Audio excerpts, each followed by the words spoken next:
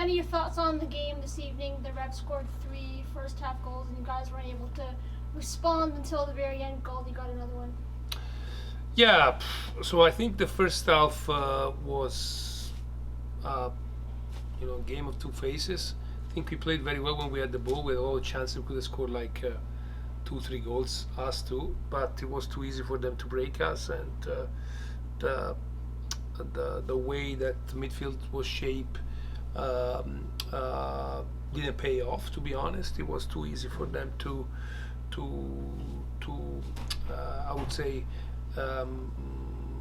beat our midfield and arrive there. That being said, they shot 4 times, they scored 3 goals. So it's a little bit also a game that it didn't go in our favor, because again we had a lot of chances in the first half, a lot of chances in the second half. The second half it became more of a kind of an emergency game because we were down 2 goals, and so from minute 60 we played very offensively. I would say almost giving up to the middle block, so trying to win the ball either very high or either very low, with the hope to score a goal. That it came, unfortunately too late. Before we had several chances, one with Brian the heading, Gold in the box, he hit the other player, Pova could have scored, Granco could have scored with a header. So yeah, it is what it is. Like at the end, they if we want to be very, very, very positive, you say that the divider is only their third goal that is a deflection, but it's not true. It's like we can do much better, especially defensively, and that gives them a lot of indication on how this team can play in this moment, in my opinion, where I believe that we try to defend with 4 midfielders like we do. We went all this. I think in this moment probably we need to do it with 5 and play with three center midfielders. And today it gave us the answer to that probably. So we'll see. But I have to rewatch the game too. We talked yesterday about the long travel day. I'm wondering, the travel, having the week off in between the game, New England did have a game. Wondering if you think any of those things played a factor. Some people are wondering the heat a little bit. Maybe, but at the same time, again, it wasn't that we were overwhelmed. We were actually, when we had the ball, we had a lot of chances to score, and it was more a fact on having the distance too big between strikers and midfielders, so it was too easy for them to play in between the lines. And even from I would say fitness point of view in the second half, because we were trying to press very high, so if we win the ball, good. If not, we had to run back and defend. I think the guys did it. In fact, they conceded probably only 1 shot. You had more than 1 shot, but 1 shot on goal where you had to do a save. So yeah, I think that on that side, I'm satisfied from the effort for sure of the guys. We need to do much better tactically, defensively, and again, we need to take this game, the first half, as a lesson for our immediate future. This was the 17th game of the season for the Caps, halfway mark. Your thoughts on where the team is at? Are they where you thought they would be? Do you need to see more in certain areas? I wanna see a little bit more. I think we are okay because we are in a playoff position, so we are 25 points. If we replicate the 25 points in the other 17, we finish at 50. That is already 1 point more than last year. So, I don't think we are in a bad situation, but I think we can do a little more. Especially we need to realize that only if we play, I would say, a game that is very structured and is very tactical, very good, we have chances to win a lot of games. When the games becomes a little bit transitional, like it became today, and there's more and becomes more spacious for players of great quality like Gil and Borrero, it becomes a little difficult. Even though, to be honest, I have to applaud the back 4, the 2 center backs and the 2 full backs, because even with less protection in the second half, because we were trying to press, we defended the box really well. Matthew Hart. We will go to Felipe, then Nathan. Felipe? Hey, Vanni. Hey, Felipe. Wanted to talk to you a little bit what you mentioned there. Definitely watching the match, it felt like it was very much a game with a lot of transition in it. And I wanted to ask how big of a loss was Guas not being in the lineup for a game like this, because that seems like that's his specialty, stopping those dangerous transitional moments, winning the ball back for you guys, and starting your own attacking transition. Yeah, I think it's a little bit unfair talking about the guys that are not here, because it's not that. So we know that Andres wasn't here in this game, and he will not be here for a few games. So that's I would say a way for us to try to step up defensively, especially, and to limit those transition moments being organized, and that we can do it because Andres missed already some games in the last 2-3 years, and we did it, and we won games, and we played well even without him. So that's what we need to do, because of course with different players we need to go on the quality of different players. We tried in a different way today to try to be a little bit more aggressive, going with the front three at the beginning, to see if we were able to create situation where New England was forced to play the ball long and winning the ball. We weren't able to do it because in the first half it was too easy to break our first pressure, and that a little bit the only thing that we didn't do well, to be honest. Again, in the first half, if you guys watched again the first half, we had like chances with Damir in front of the net, with Brian in front of the net, with Damir again at the end with the header. So at the end, number wise probably we had more chance than them, but they scored 3 goals. But the 3 goals that they score, except the first one that we slept on a free kick, basically a free kick we slept, and then they scored a goal. The other 2, it's because it was too easy for them to break us.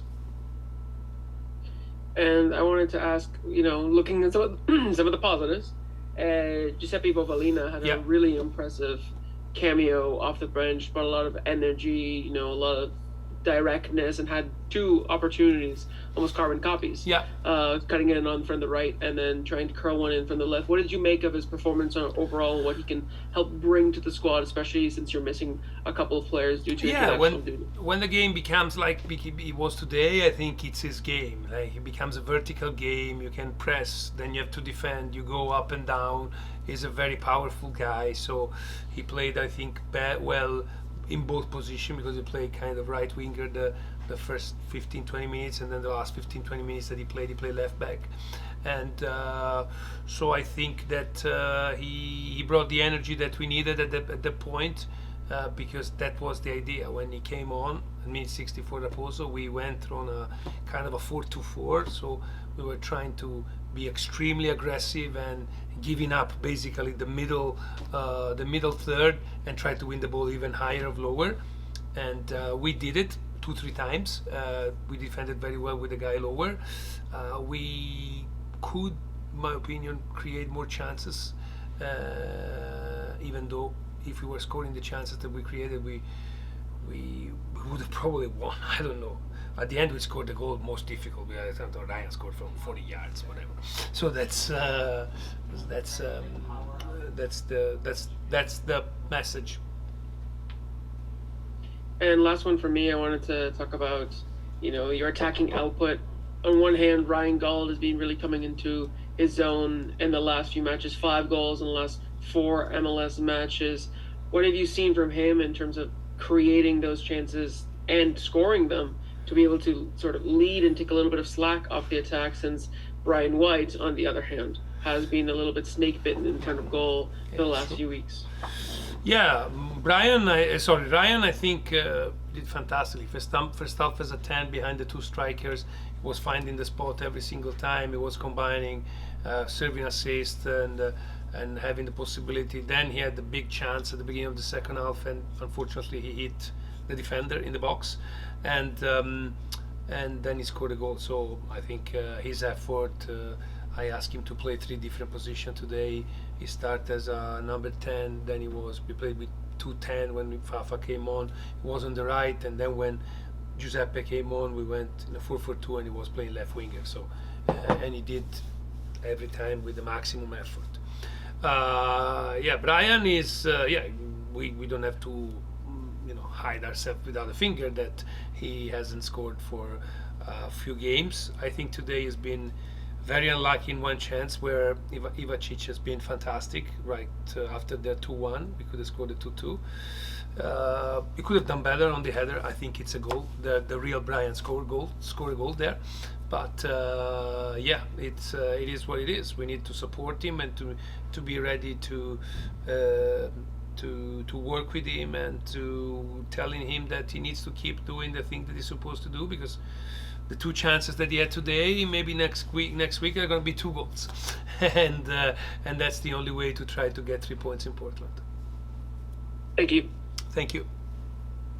Okay, we'll go to Nathan, and then we have Ryan Gauld up next. Nathan, over to you. Hi, Vanni. I wanted to jump on a little bit about what you were talking with Brian there, a little bit what Har said as well about the space in between the midfield and some of the attacking players.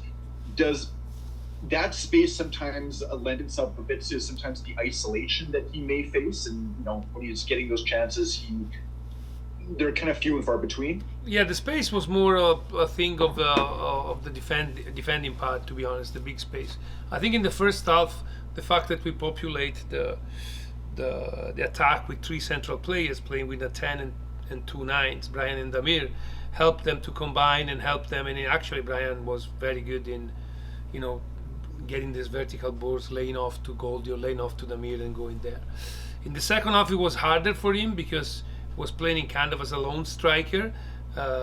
Even when Fafa went with him, we know how Fafa likes to, move from left to right and right. So Brian had more space to cover. But that's another good, I would say, indication on how we need to build in block for next week, because I think that we know that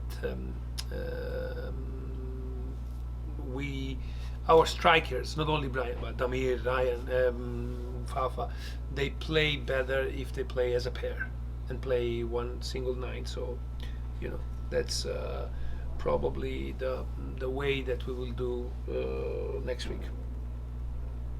One other thing for me, I wanted to talk a little bit about one of the opponents you faced in Heel. Seemed to be orchestrating a lot of what was going on in the middle of the park, especially in playing out wide players for New England. What do you do when you come up against a guy like that who is just takes this game by the reins? Yeah, I'm talking about the first half, because second half, again, as I said, it became almost by design that he was going to have a little bit of space because we were pressing, we were down 2 goals, so we had to risk and try to win the ball and go. But the first half, where he actually played very well, in order to limit him, like we limited a lot of players in the last 2-3 years that I've been the coach, when we played against very good number 10, we need to press better. We need to be more compact. Unfortunately, we didn't do it very well today, and that allowed him to be more on the ball that we liked it, and that's the reason why it was a factor in the first half. While, as I said, in the second half it was almost kind of natural because we threw a lot of numbers forward, and of course he had a little bit more space in the middle of the pitch. Thank you, Vanni. Safe travels back. Thank you so much. Nathan, Vanni, that's all we have for you this evening. Safe travels back to Vancouver. Thank you so much, guys. See you next week.